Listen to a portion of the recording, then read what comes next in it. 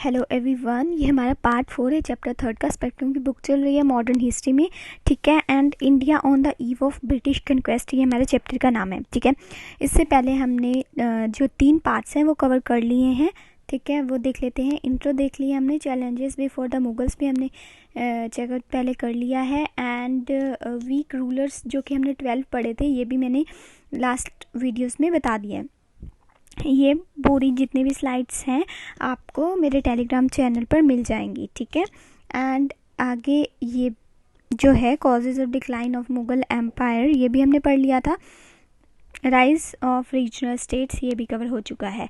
अब जो आज हम इस वीडियो में देखेंगे तो survey of the regional kingdoms, ठीक है। तो इसके बारे में बात करेंगे, तो एक एक करके बात करते हैं। तो हैदराबाद, तो इसके बारे में आपको पता होना चाहिए, इसके फाउंडर के बारे में कि किसने इसको फाउंड किया था। तो आप सबको याद रखना है निज़ाम उल मुल्क, ठीक है, निज़ाम उल मुल्क, ठीक है। और ये the founder of the Asaf Jah house of Hyderabad कौन था? खिलिच खान। ये जो चीज़ें मैं बता रही हूँ वो आपको मतलब लर्न करते रहना है। एंड नेक्स्ट एक इम्पॉर्टेंट पॉइंट आपके पास आता है कि जो इंडिपेंडेंट स्टेट बनाने का डेक्कन में आइडिया दिया था वो किसने दिया था? तो वो दिया था आपका जुल्फ़िकार खान ने। तो ये आपसे पूछा जा सकता है, तो इसको आप याद रखेंगे, ठीक है।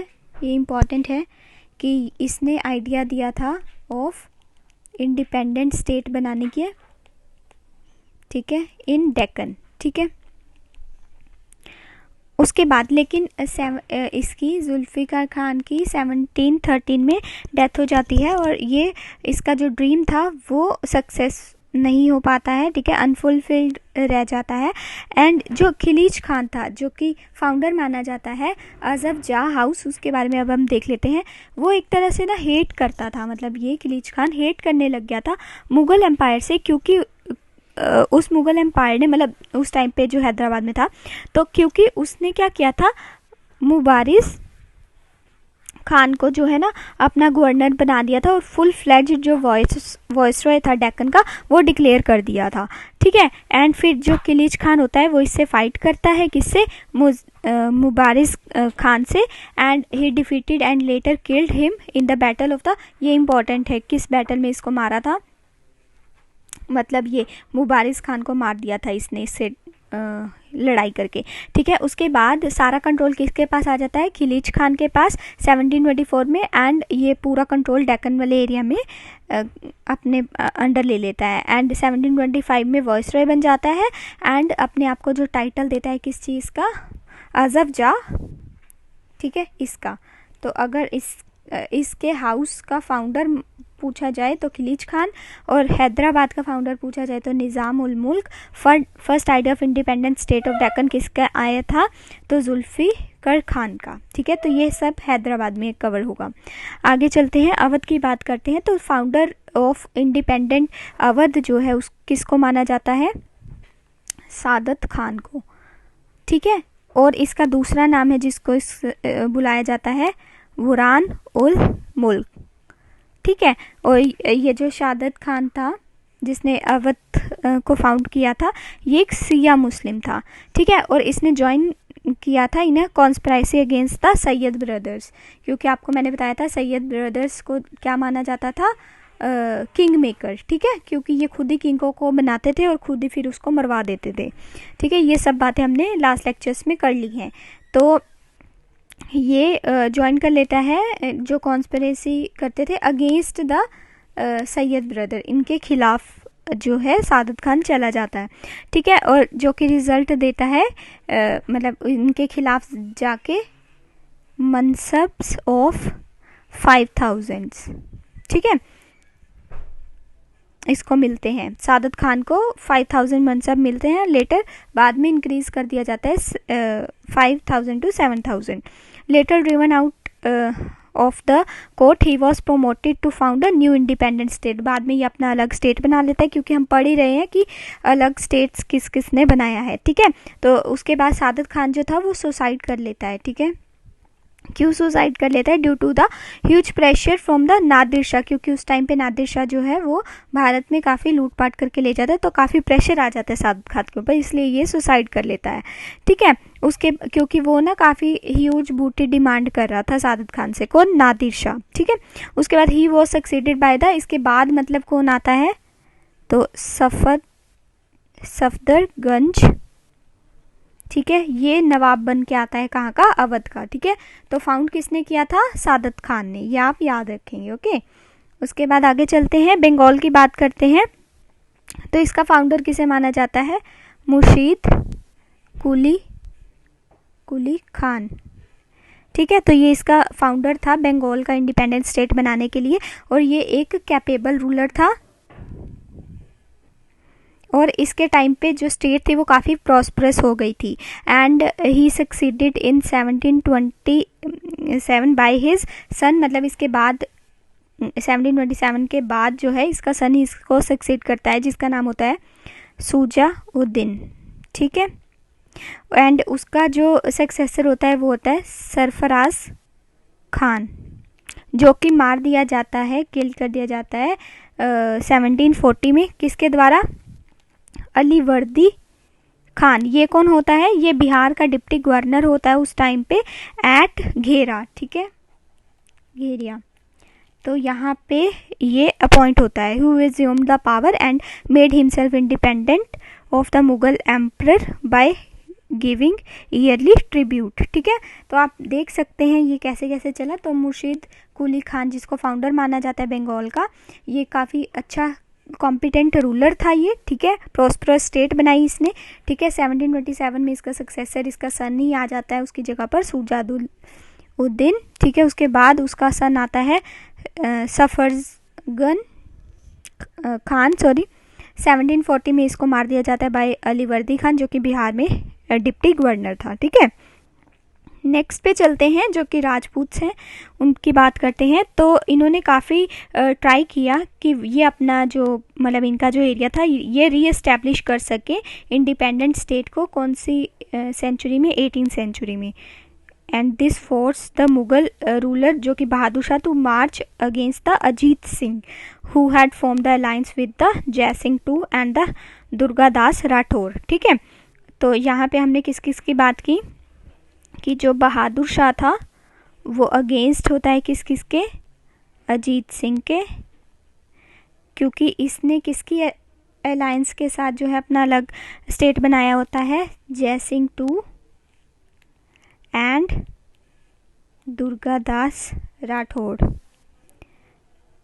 ठीक है, but the alliance was broken and the situation was safe for the Mughals. At one time the Rajput control the entire territory extended from the south of Delhi up to the western coast. ठीक है, तो अगर मान लीजिए यहाँ पर दिल्ली है, तो दिल्ली की साउथ से लेके पूरा वेस्टर्न वाला एरिया जो है वो इनके अंडर आ जाता है, किनके? राजपूत्स के अंडर। ठीक है, उसके बाद अब हम बात करते हैं मैसूर की, क्योंकि राजपूत आपको पता है कि पहले भी बहुत स्ट्रॉन्ग थे। ठीक है, एंड बाद में जाके ये थोड़े वीक हो जाते हैं, एंड देन अगेन से री एस्टैब्लिश करने की कोशिश करते हैं 18th सेंचुरी में। ठीक है, उसके बाद मैसूर की बात करते हैं। अनदर इम्पॉर्टेंट स्टेट है ये टू मेक इट्स अपीयरेंस। कब बनाई? 18th सेंचुरी में दोबारा से इसकी ये सामने आया। ठीक है, एंड ये जो मैसूर था ये भी काफ़ी प्रॉस्परस जो है स्टेट था। उसके बाद अगर हम बात करें कि ये कहाँ पर आपको मिलेगा, तो located at the junction of the eastern and the western Ghats. ठीक है, तो यहाँ पे आपको देखने को मिलेगा, क्योंकि यहाँ पे आपके वेस्टर्न घाट्स मिल जाएंगे एंड यहाँ पे ईस्टर्न घाट्स मिल जाएंगे। उस टाइम पर ये जो मैसूर था किसके द्वारा रूल किया जाता था? वोडेयार्ड्स के द्वारा। ठीक है, वेरियस पावर्स जो थी वो इस टेरिटरी में अपना मतलब दबदबा बनाना चाहती थी and turn the area into the constant battle field भी उन्होंने बना के रखा इस जगह को। In the end of the Mysore state was brought under the rule of the, बाद में किसके अंडर आ गया ये? हैदर अली के। ठीक है, who ruled the state but not without any trouble. ठीक है, उसके बाद he was involve in the constant warfare. जैसे कि मैंने बताया सभी इस जगह को, मैसूर वाले एरिया को मतलब अपना एरिया बनाना चाहते थे, तो कॉन्स्टेंटली यहाँ पे वॉरफेयर चलता ही रहा। किसके साथ? ब्रिटिशर्स के साथ। ठीक है। So was his Tipu Sultan, Haider Ali के बाद टीपू सुल्तान उसके लड़के ने भी काफ़ी यहाँ पे अपना कंट्रोल बनाने के लिए अंग्रेज़ों से लड़ा। ठीक है। उसके बाद केरला की बात करते हैं हम। नेक्स्ट हमारा जो है, तो यहाँ पे नाम आता है मार्तांडा वर्मा। ठीक है। ये आपको मैच द फॉलोइंग करके भी आ सकते हैं, कि वो पूछ सकते हैं कि हैदराबाद किसने फाउंड किया था, तो निज़ाम उल मुल्क हो गया। अवध किसने किया था, सादत खान हो गया। बंगाल किसने किया था, मुर्शीद कुली खान हो गया। एंड राजपूत्स में हमने एज सच कोई स्पेसिफिक वो नहीं पढ़ा, लेकिन बहादुर शाह जो था वो अगेंस्ट हो जाता है अजीत सिंह के, जो कि किसके अलायंस के साथ मिलके लड़ रहे होते हैं, जयसिंह एंड दुर्गादास राठौर। ठीक है। मैसूर में किसका नाम सामने आता है, कि यहाँ पे जो वोडियार्स थे वो इसको रूल कर रहे थे। और अगर मैसूर की बात आती है तो हैदर अली एंड टीपू सुल्तान आपको यहाँ पे देखने को मिलेंगे। तो केरला में आपको याद रखना है मार्तांडा वर्मा। ठीक है। इन्होंने अलग से इंडिपेंडेंट स्टेट बनाया with Travancore as the capital. ठीक है। And he extended a boundary of the state from the Kanyakumari to Cochin, तो ये भी याद रखेंगे, कन्याकुमारी टू कोचीन तक इन्होंने बाउंड्री डिक्लेयर की, एक्सटेंड की। ठीक है। And he made the effort to organise his army along the western model and adopted various measure to develop his state. Sorry. ठीक है। एंड मतलब कि ये वेस्टर्न मॉडल के ऊपर ज़्यादा चलते थे। ठीक है। मतलब क्योंकि यहाँ पे आपको भी पता है कि ब्रिटिशर्स यहीं आए थे, तो वेस्टर्न मॉडल तो ये अपनाएंगे ही, अपनाना चाहते थे। ठीक है। उसके बाद जाट्स की बात करते हैं। तो ये एक एग्रीकल्चरिस्ट जाट सेटलर्स थे। कहाँ पे, कौन से एरिया के अराउंड थे, ये दिल्ली, मथुरा आपका यूपी में जो आता है, आगरा। ठीक है। ये रिवोल्ट करते थे अगेंस्ट द ऑब्सेसिव पॉलिसीज़। ठीक है। जो ऑब्सेसिव पॉलिसीज़ किसकी, औरंगज़ेब की। ये जो जाट्स थे जो औरंगजेब की स्ट्रिक्ट पॉलिसीज़ थी उसके खिलाफ थे ये। आफ्टर सम इनिशियल सेटबैक्स, तो यहाँ पे दो जनों का नाम आता है, चूरामन एंड बदान सिंह। बदान सिंह। ठीक है। Succeeded in the setting up of the Jat state of the Bharatpur. इन दोनों ने भारतपुर, अगर आपसे पूछे जाए भारतपुर किसने बसाया था, तो इन दोनों का नाम आपको याद रखना है, चूरामन एंड द बदान सिंह। ठीक है। उसके बाद सूरजमल जो एक जाट था, उसके टाइम पे ये अपनी पीक पे पहुंच गए थे जाट जो थे। ठीक है। तो किसके टाइम पे, सूरजमल के टाइम पे। उसके बाद he not only provided the efficient system of the administration but also the जो टेरिटरी थी उसको भी एक्सपेंड किया इन्होंने, अपनी जो इनके पास जो भी एरिया था उसको भी एक्सपेंड किया इन्होंने, और एडमिनिस्ट्रेशन में काफ़ी योगदान दिया। एडमिनिस्ट्रेशन काफ़ी अच्छे तरीके से चलाते थे। He state includes the territories from the Ganga in the east to Chambal in the south and including the subahs किसके, आगरा, मथुरा, मेरठ एंड अलीगढ़। तो यहाँ पे हमने किस किस की बात की, Ganga in the east and Chambal in the south, जिसके अंदर कुछ एरियाज़ का इन्होंने बताया है जो इनके अंडर थी, आगरा, मथुरा, मेरठ एंड अलीगढ़। तो ये सारे यूपी के इलाके थे। उसके बाद जो जाट थे ना वो सफ़र कर रहे थे decline after death of the Surajmal, क्योंकि मैंने आपको बताया ये एडमिनिस्ट्रेशन बहुत अच्छे तरीके से संभाल रहे थे। तो इनकी जब डेथ हो जाती है 1763 में, तो एक थोड़ा सा जो है वो डाउनफॉल आता है। And thereafter the state separate into the different areas control by the petty zamindars. फिर ज़मींदार्स उन एरियाज़ को रूल करना स्टार्ट कर देते हैं जो कि उन्हीं एरियाज़ में रहते थे। एंड बाय प्लंडर, मतलब उन्होंने काफ़ी लूटपाट मचा दी थी उस टाइम पे। ठीक है। और पेटी ज़मींदार्स ने। ठीक है। अब हम बात करते हैं सिक्स की। तो इसमें सिक्स में देखते हैं तो गुरु गोबिंद सिंह जी जो थे transfer the Sikhs into the militant sect in defence of their religion and the liberties. ठीक है। तो यहाँ पे आपके पास नाम आता है गुरु गोबिंद सिंह जी का। एंड नेक्स्ट जो नाम आता है वो आपका आता है बंदा बहादुर, जो कि एक लीडर था सिक्स का 1708 में, and was defeated and killed. 1708 में इसको भी मार दिया गया था। In the wake of the invasion of the Nadir Shah and the Ahmad Shah Abdali, the Sikhs जो थे, एक ये मैं लिख देती हूँ, पूरा कर देती हूँ। ठीक है, तो ये भी एक लीडर था। 6 जो वो होते थे, जो कम्युनिटी होती थी उस टाइम पे, जो इनके मिसल्स बनाए जाते थे उनका, लेकिन 1708 में भी ये डिफीट हो जाता है एंड किल्ड हो जाता है। और बाद में जो है वो नादिर शाह प्लस अहमद शाह अब्दाली जब ये अटैक करते हैं भारत पे, तब 6 जो है एक दम से दोबारा से उभर के सामने आते हैं।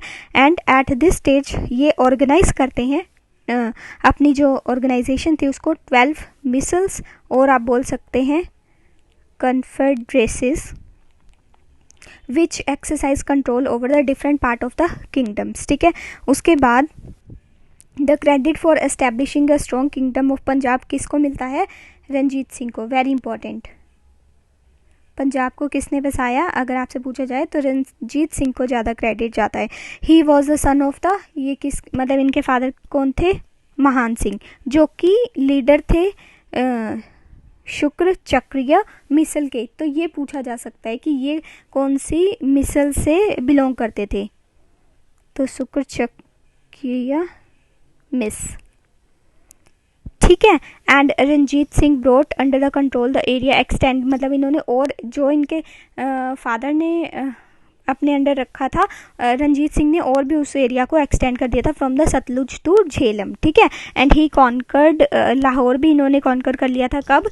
1799 में। ठीक है, एंड अमृतसर भी कर लिया था इन्होंने अपने अंडर, कब? 1802। ठीक है, and by the treaty of Amritsar with Britishers. ठीक है, तो ट्रीटी होती है अमृतसर की, ट्रीटी ऑफ अमृतसर। ठीक है, किसके साथ होती है ये भी आपको याद रखना है, ब्रिटिशर्स के साथ। एंड रंजीत सिंह एक्नॉलेज, मतलब वो स्वीकार कर लेते हैं British right over the Sutlej territories, जितने भी सतलुज टेरिटरीज थी वो ब्रिटिशर्स को दे दी गई under the treaty of the Amritsar. अब Ranjit Singh provided an efficient administration, ये इनका जो एडमिनिस्ट्रेशन था ये भी काफ़ी अच्छा था। ठीक है, and he greatly modernise his army with the help of the European, अब ब्रिटिशर्स के साथ मिलकर अपनी आर्मी को काफ़ी मॉडर्नाइज किया इन्होंने। But towards the close of his reign the English force him to sign the tripartite treaty. Very important, tripartite treaty, तो ये पूछा जाता है कब हुई थी? 1838 में, with the Shah Shuja and the English company, जहाँ पे आग्री किए थे to provide the passage to the British troop through Punjab with a view to placing Shah Shuja on the throne of the Kabul. तो शाह शुजा के साथ एंड ब्रिटिशर्स के साथ ये हुई थी।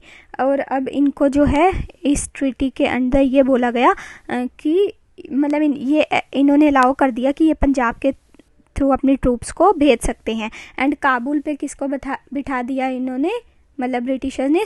शाह शुजा को। ठीक है, his successor could not keep the state intact and gave it up to the Britishers. तो रंजीत सिंह के जो नेक्स्ट सक्सेसर आते हैं वो इतने कॉम्पिटेंट नहीं होते एंड जो है स्टेट दे देते हैं अपना ब्रिटिशर्स को। तो ये सारा 6 के अंडर आपको याद रखना है। गुरु गोविंद सिंह जी से स्टार्ट करके बंदा बहादुर के बारे में बताएंगे, एंड उसके बाद नादिर शाह एंड अहमद शाह अब्दाली के अटैक के बाद 6 जो थे वो दोबारा से उभर के सामने आए। 12 मिसल्स में इनके ऑर्गेनाइजेशन को मतलब पार्ट्स में कर दिया गया, बना लिए इन्होंने। एंड देन जो है रंजीत सिंह का नाम सामने आता है जो कि महान सिंह के बेटे थे। ठीक है, और इनका एडमिनिस्ट्रेशन बहुत अच्छा था रंजीत सिंह का।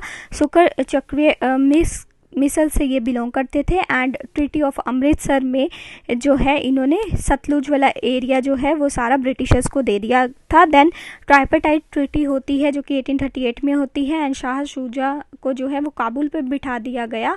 ठीक है, एंड ब्रिटिशर्स को जो है ट्रूप्स पास करने के लिए बोला गया थ्रू द पंजाब। ये सारा था आपका 6 के अंडर। ओके, अब बात करते हैं हम मराठास की। Perhaps the most formidable province to emerge was that of the Marathas। ठीक है, आपको पता है कौन से वाले एरिया में ये जो है इनका दबदबा था? तो महाराष्ट्र वाले एरिया पे, under the capable leadership of, very important, Peshwas की लीडरशिप के अंदर। And Marathas uprooted the Mughal authority from the Malwa and Gujarat.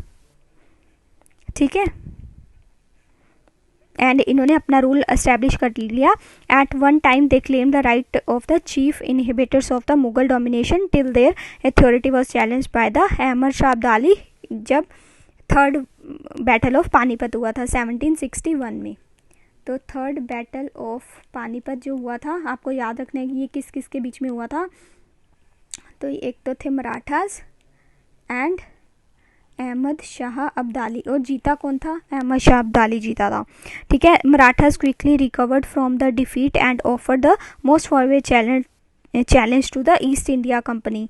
अब इनका ध्यान वहाँ से हट गया था. अब ये चैलेंज देना स्टार्ट कर दिया था इन्होंने ईस्ट इंडिया कंपनी को in the struggle for the political supremacy in India, अपनी सुप्रीमेसी को दिखाने के लिए. ओके.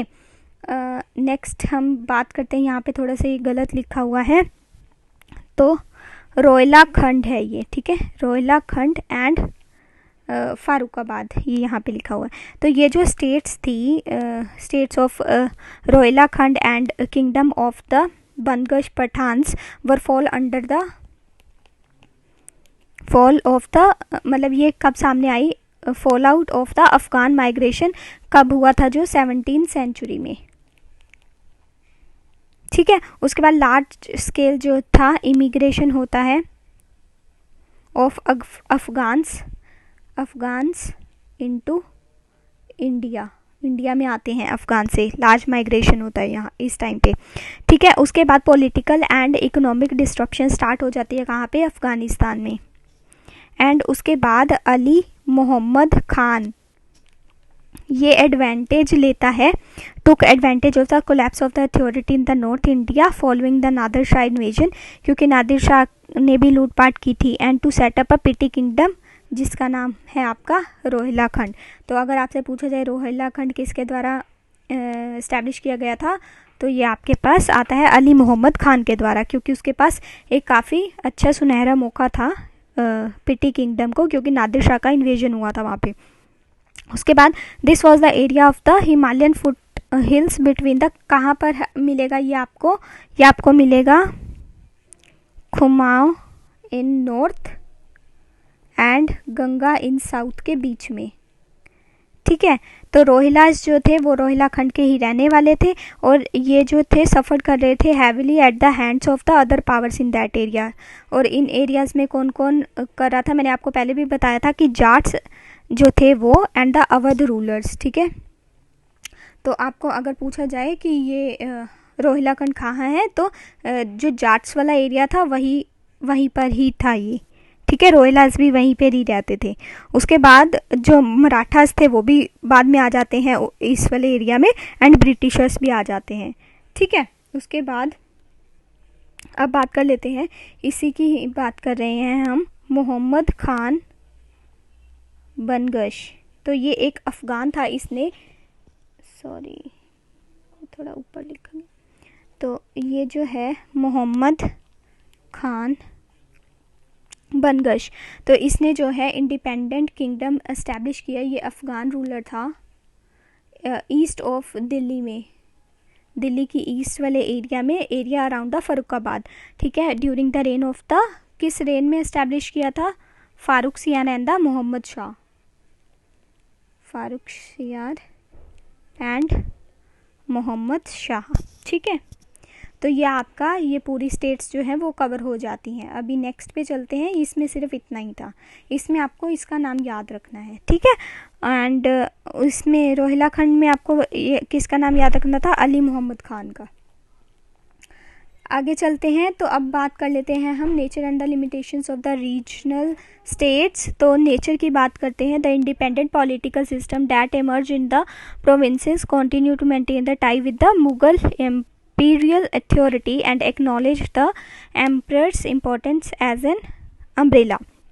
उसके बाद मतलब कि ये इंडिपेंडेंट पॉलिटिकल सिस्टम ही है था. मतलब अगर नेचर की बात करें तो ये आपको लाइन जो है वो ध्यान रखनी है, इंडिपेंडेंट पॉलिटिकल सिस्टम.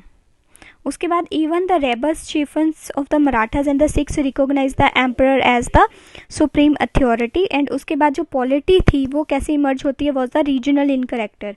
जो पॉलिटी थी वो रीजनल थी in character. And functional with the collaborative support of the different local groups, जिनमें किसका नाम आता है, ज़मींदार्स का, मर्चेंट का, लोकल नोबल्स का एंड चिफ्स का, ठीक है।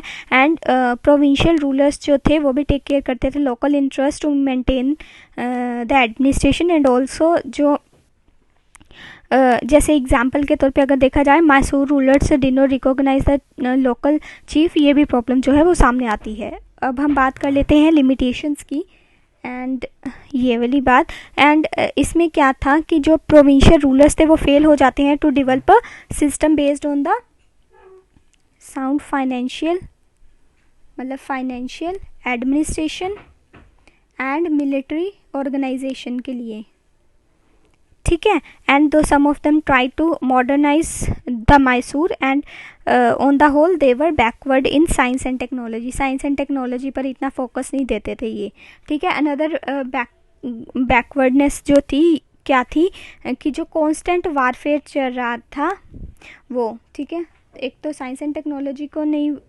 लेके चलते थे साथ, दूसरा वॉरफेयर चल रहा था लंबे समय से with a neighbouring regional powers, ठीक है, एंड जो स्ट्रॉन्ग होता था वो डोमिनेट कर लेता था।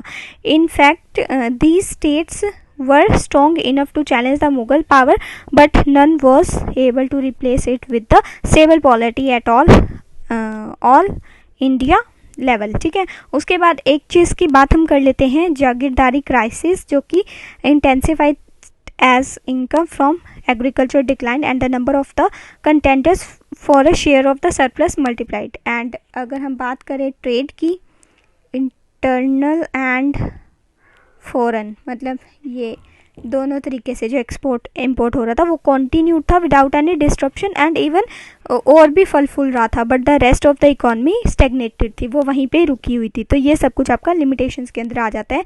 अगर बात करें कि nature and limitations of the regional states के बारे में था ये, ठीक है। नेक्स्ट लेक्चर में हम सोशियो इकोनॉमिक कंडीशन के बारे में पढ़ेंगे। Thank you.